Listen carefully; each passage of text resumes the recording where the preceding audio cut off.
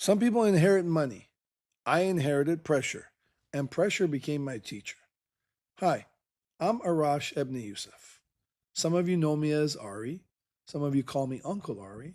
Some of you have seen me in the world of work as Chef Ari. But today, I'm here to show you a different part of me. Over the last 2 decades, I've gone on a journey of change to pursue something that I always dreamed of as a child. I always wanted to have my own pizza place.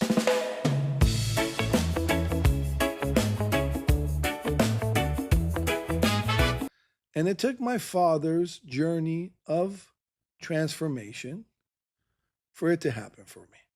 So I invite you on this beautiful journey of the last 2 decades and see what this next year is going to have in store for me and hopefully for you. I look forward to seeing you at the end of this journey. So, why does this book exist?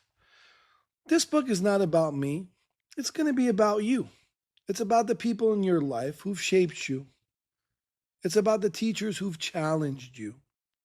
It's about the family who sacrificed for you. It's about the losses that have forced you to see the world differently. My story is simply going to be the mirror. You will recognize yourself not in my details, but in the people that you know, the moments that you've carried, and the illusions that you've wrestled with. You know, I grew up surrounded by teachers, coaches who've taught me discipline on the court, teachers in the classrooms who've drilled the basics, authors who've become invisible mentors. For example, Napoleon Hill, Viktor Frankl, Jim Collins, and most recently, Patrick Bet-David, and later, my own staff, who've taught me that leadership is never about the title on your business card, but it's about the service to the people who trust you. But you know, my greatest teachers were closer. My wife, Asal, she is the first love of my life and my partner for the last 27 years. She is the anchor in every storm. She's the one who grounds me in truth. And she's the reason that I choose to build rather than drift. And together we've raised two daughters, Nika, now 11, and Tarabella, 9, whose courage and curiosity remind me daily why love is the ultimate fuel for leadership. My mother has carried sacrifices that heavier than most can imagine, choosing what had to be risked so that her children could survive. My uncle was sent to America in the late 60s to study petroleum engineering. He did achieve his dream job and wanted to serve his nation. But the Iranian Revolution had different plans for us all. But he did show me what it means to be kind, not only as an uncle and as a brother, but as a citizen of a new world. And through him, I've learned that capitalism, when practiced with humanity, can be a system of opportunity rather than greed. And then there's my brother, brilliant beyond measure. When I was 7 years old, he made me my first computer game after our father sent us a computer when he was living in France. His world of computers was decades ahead of its time. And had he been given freedom, it's unimaginable what he might have been able to create. But instead, he was trapped in Iran, while I became the test brother, free to experiment, to stumble, to find myself. And that mirror has nearly crushed me. The pressure of living two lives at once. But you know, I survived.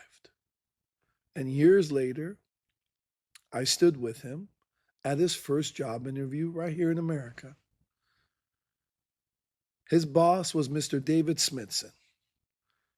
And I told his future boss that hiring him would be the best decision he had ever made.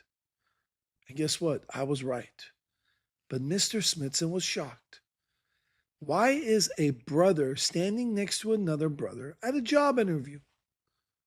Well, my brother had a brain. He used it on a computer. but he couldn't speak his mind. And he had just arrived. So I did what any human would do: stand by someone's side when they need him. And guess what? My brother never left that company. No matter how many times that company changed hands, and he did become the best at his craft. So at that time, for the first time in 26 years, we were reunited as a family. And 9 months later, our father had his stroke. And this is where this book begins. Not with an ending, but with a transformation. My father's death in 2006 was devastating, but it also awakened me. It forced me to kill the illusion of time and to live as if delay were poison. That is why I call this book The Sweetest Kind of Death. Over the course of 52 weeks, you and I will kill illusions together. Fear, excuses, comfort, inconsistency. I will tell you a story, but it will not be for you to admire my journey. It will be for you to see your own reflection in the pain, the challenge, and the light that follows.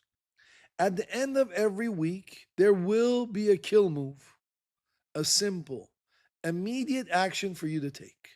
Not someday, not later, because time is not renewable. I want you to think of this as a workout, but for your mind. High intensity thinking, 15 minutes a week, for you to tear down the illusions and build strength that will last a lifetime. At the center of all this is love. To me, love means leadership through stewardship, opportunity through creativity, a vision that unites instead of divides, and empowerment that leads to enrichment. And these four principles will guide every week or chapter, even when they're not mentioned. But before we begin, I must pay a debt. Years ago, when this book was only a dream, Brett, the lifer who has frequented Pizza 900 for nearly a decade, put money in my hands for 10 copies of a book that did not yet exist. He believed in me before I had the proof. I'm a man who keeps my promises.